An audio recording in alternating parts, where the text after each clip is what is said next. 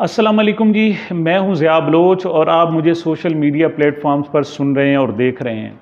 सामिन, पाकिस्तानी कौम भी कमाल की है, कहीं इंतहा पर होती है और कहीं बिल्कुल पस्ती पर होती है। दोनों इंतहाओं पर पाकिस्तानी कौम का ही कब्ज़ा है। ये जुमला मैंने क्यों कहा?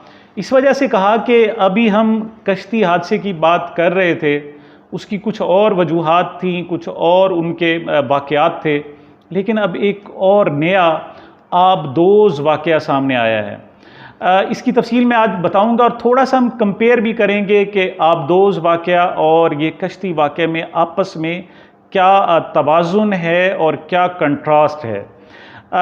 कश्ती वाक़ये के मुतालिक आप जानते हैं कि पाकिस्तान से तकरीबन 400 लोग सुहाना मुस्तकबिल अपने जहन में रख कर और इस मुआशी और सियासी दलदल से निकलने के चक्कर में वो यूनान के साहिलों पर पहुँचे और कश्ती जिसमें वो सवार थे, ओवरलोडेड कश्ती डूब गई और तकरीबन 450 लोग जो पाकिस्तानी हैं वो अपनी हाथ जान से चले गए और सिर्फ 12 पाकिस्तानी ज़िंदा बच सके हैं। इस पर गौर किया जा रहा था कि ये पाकिस्तान के साफ ज़ाहिर है, अगर इस किस्म के मुआशी हालात ना होते, हमारे यहाँ अच्छा रोज़गार होता, तो इस तरह हमारे नौजवान जो हमारी क्रीम है वो अपने आप को इस तरह हलाकतों में ना डालते, अपने आप को मुश्किल में ना डालते। अभी ये मामला चल रहे थे कि एक ख़बर आई और वो ख़बर इब्तदाई तौर पर ये थी कि एक सबमरीन यानी छोटी आबदोज़ वो सफ़र पर निकली थी अपने मुसाफिरों को दिखाने के लिए कि टाइटैनिक का जो मलबा गिरा पड़ा है वो किस तरह का है और ये सबमरीन लापता हो गई है। अच्छा, इसको शुरू में पाकिस्तानी कम्युनिटी ने नज़रअंदाज कर दिया कि ये किसी अमीर के चौंचले होंगे, कोई अरबपति खरबपति लोग होंगे जो इस तरह की सैर करने के लिए जा रहे होंगे। पाकिस्तानी तो बेचारे 20-20, 30-30 लाख रुपए देकर रोज़गार के लिए जा रहे हैं और मरने के लिए वो जा रहे हैं, तो वो इस किस्म का सफ़र कैसे अफोर्ड कर सकते हैं। लेकिन अब ये अब तफसील सामने आई है कि उनमें जो आबदोज़ थी उसमें दो जो शख्स थे वो पाकिस्तानी थे और पाकिस्तानी सनतकार थे। एक बहुत बड़े पाकिस्तानी सनतकार उनके नायब वाइस चेयरमैन थे और दूसरे उनके साहिबजादे थे। पहले मैं इन्हीं का तारुफ करा दूं। पाकिस्तान में एक बहुत बड़ी कंपनी है एंग्रो कंपनी, उसके ये दाऊद फैमिली की मलकियत है और इस वक्त जो इस कंपनी के वाइस चेयरमैन हैं वो शहजादा दाऊद हैं और उनके बेटे सुलेमान इसमें शामिल थे। ये एक ओशियन गेट नामी कंपनी है जो मुसाफिरों को एडवेंचरस लाइफ के लिए और कुछ दिन बड़े पुरस्कार और दुनिया के मामलात से हटकर गुजारने का मौका फराहम करती है। और इसने अनाउंस कर रखा है कि वो जो 1912 में टाइटैनिक जहाज़ डूबा था वो उसके करीब ले जाकर उनका मुशाहिदा कराती है। इस कंपनी के पास 3 सबमरीन्स हैं, यानी 3 जो है वो छोटी आबदोज़ें हैं। उनमें से जो हादसे का मुमकिन तौर पर हादसे का शिकार हो गई है या जो लापता हो गई है, ये उनकी बेस्ट और एफिशिएंट किस्म की आबदोज़ है। इसमें तकरीबन 4000 फुट समंदर के नीचे पानी तक जाने की इसमें एबिलिटी है और वो जो मलबा पड़ा हुआ है वो तकरीबन 37,400 फुट की नीचे सतह समंदर से 37,400 फुट नीचे पड़ा हुआ है। और इसके लिए जनाब टूर्स अरेंज किए जाते हैं। 2022 में भी कुछ टूर्स हुए और 2023 का ये वाहिद अकलौता टूर था। इसमें टोटल 3 मुसाफिरों की बुकिंग की गई थी और हर एक मुसाफिर की जो टिकट थी वो $2.5 लाख थी। $2.5 लाख को हम अगर कैलकुलेट करें पाकिस्तानी रुपयों के हिसाब से तो तकरीबन 7.5 करोड़ रुपए बनते हैं और यानी बाप बेटे ने 15 करोड़ रुपए अदा किए थे। जो तीसरा मुसाफिर था वो भी एक अरबपति जनाब शख्स है बरतानिया का और उसका नाम हमेश है।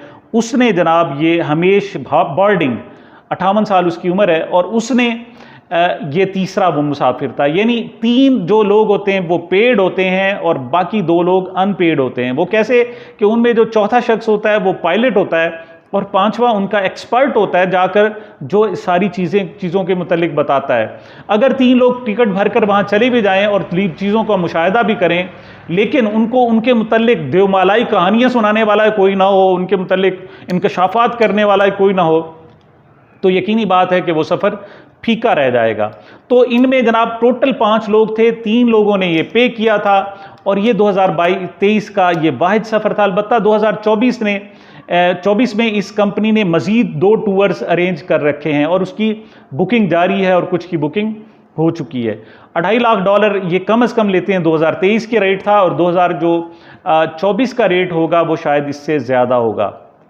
इसके लिए भी 2 पाकिस्तानी, मतलब पाकिस्तानियों के मतलब आप सोचें कि कुछ लोग ऐसे होते हैं कि जो उनको खाने के जान के लाले पड़े हुए हैं, उनके लिए यहाँ 2 वक्त की रोटी पूरी करना मुश्किल है, उनके लिए ज़िंदा रहना मुश्किल है, उनके लिए इन कठिन हालात में अपने वालिदैन की कफ़ालत करना मुश्किल है, अपने लिए तालीम हासिल करना मुश्किल है, और वो फिर क्या करते हैं, अपना घर बेचते हैं और दूसरी चीज़ें बेच बाच कर वो इन एजेंटों के हत्थे चढ़ जाते हैं और फिर 50 अफराद पर मुश्तमिल कश्ती में 750 लोग उस पर सवार कर लिए जाते हैं और फिर ये साहिलों पर जाकर उनकी लाशें वहाँ पाकिस्तानियों की बिखरी पड़ी होती हैं। ये एक अलमिया है, ट्रेजेडी है, ये एक रुख है पाकिस्तानियों का कि पाकिस्तान इस कदर लाचार हैं, इस कदर परेशान हैं कि वो अपनी मौत की दावत दे रहे हैं, साहिलों पर जाकर अपनी जानें कुर्बान कर रहे हैं। और दूसरी तरफ के पाकिस्तानी इस कदर लग्जरियस भी हैं, इस कदर वो करोड़ोंपति, अरबपति, खरबपति भी हैं कि वो टूर्स इस किस्म के अरेंज करते हैं, और उस तरफ भी पाकिस्तानी सबसे आगे हैं और इस किस्म के माहौल में भी पाकिस्तानी ही सबसे आगे हैं कि वो इतनी ह्यूज टिकट लेकर एडवेंचर के लिए जाते हैं। अच्छा, इस जो सबमरीन है उसके हवाले से कुछ मज़ीद मालूमात में भी आपको पहुंचा दूं कि इसका जो वज़न होता है वो तकरीबन होता है जनाब 10,432 किलो वज़न है। 5 लोग इसके अंदर समा सकते हैं और ये 13,100 फुट की गहराई में जाने की सलाहियत रखती है। तो वो जो मलबा पड़ा है वो इससे कम है। और आबदोज़ की जनाब खासियत ये है कि ये 8 दिन का सफ़र था। ये 16 जून को शुरू हुआ और 26 जून को ये ख़त्म होना था।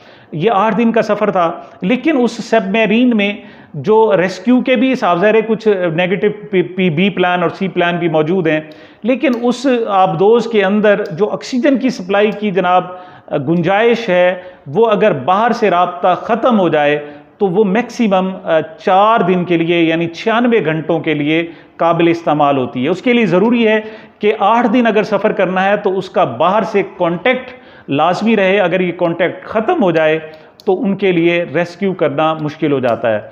जब ये 16 जून को ये सफ़र शुरू हुआ तो 1 घंटा 45 मिनट बाद ही ये डिसकनेक्ट हो गया राब्ता, और उसके बाद ओशियन गेट जो वो कंपनी है उसका दावा ये है कि वो कह रहे हैं कि हम इसको अपने तौर पर हुकूमती सतह पर और निजी सतह पर तलाश करने की भरपूर कोशिश कर रहे हैं, और इसके लिए एक मैरीन और 2 जहाज़ मुख्तस कर दिए गए हैं जो मुसलसल रेस्क्यू के हवाले से ऑपरेशन का हिस्सा हैं और वो जायज़ा ले रहे हैं। लेकिन अभी तक तकरीबन 48 घंटे हो चुके हैं और अभी तक उनसे राब्ता नहीं हुआ। गोया ज़िंदगी बचाने के लिए बाकी सिर्फ़ और सिर्फ 48 घंटे मौजूद हैं। अगर इन 48 घंटों में राब्ता हो गया तो शायद ज़िंदगी बच जाए, वरना फिर बहुत मुश्किल हो जाएगा। कुछ लोगों का ये भी कहना है कि ये शायद स्टंट है, दुनिया की तवज्जो हासिल करने के लिए ये मामला छोड़ा गया है और फिर कहा जाएगा कि राब्ता हो गया है, और जब ये लोग बाहर आएंगे तो उनकी बहुत बड़ी स्टोरीज़ बनेगी। ये स्टंट भी हो सकता है।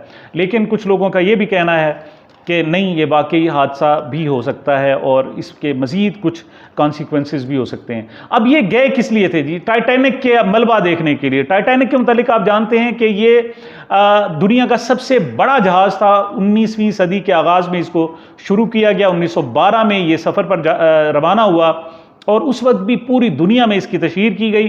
पूरी दुनिया से लोगों को टिकट बेचे गए और 2200 लोग इस पर सवार किए गए। उस वक्त बहुत बड़ी टिकट थी, ज़्यादातर रॉयल फैमिलीज़ ने हिस्सा लिया और ये भी इंश्योर्ड था। और जो बनाने वाला जहाज़ था उसने कहा था कि मैंने इसको इतना महफूज बना दिया है कि अब अगर खुदा भी चाहे तो इस जहाज़ को गर्क नहीं कर सकेगा, नुकसान नहीं पहुंचा सकेगा। कहते हैं कि इस किस्म का बड़ा बोल नहीं बोलना चाहिए, और उसका रिज़ल्ट ये निकला कि पहले ही सफ़र पर यह जहाज़ एक बहुत बड़े जो बर्फ़ का तोदा था उससे टकराकर 2 टुकड़ों में तकसीम हुआ और फिर 2 हिस्सों में तकसीम होकर ये गर्क हो गया।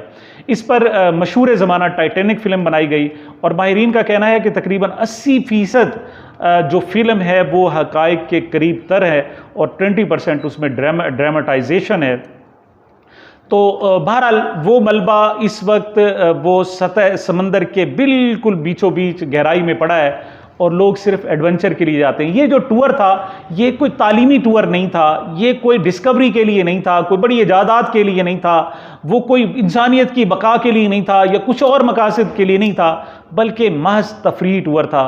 और ये टूर भी खतरे से दो चार हुआ है। टाइटैनिक के मतलब ये भी कहा जाता है कि टाइटैनिक के हवाले से जो बाद में भी मिशंस बने वो भी खतरात से दो चार हुए, उनको भी बहुत ज़्यादा नुकसानात का सामना करना पड़ा टाइटैनिक की तरह। और अब जो मलबा देखने के लिए जा रहे थे वो भी इस किस्म के हादसे का शिकार हुए हैं। बहरहाल हमारी ख्वाहिश है, दुआ है कि अल्लाह ताला इन लोगों को सलामत रखे। लेकिन मैं एक बात कहना चाहूँगा कि पाकिस्तानी सिर्फ वो नहीं है कि जो मरने वालों में और बिल्कुल जो जिनको रोटी के लाले पड़े हुए हैं उनमें अगर ये पाकिस्तानी सबसे आगे हैं तो मालदार लोगों में भी ये सबसे आगे हैं। ये अब तक की जनाब अपडेट्स थी।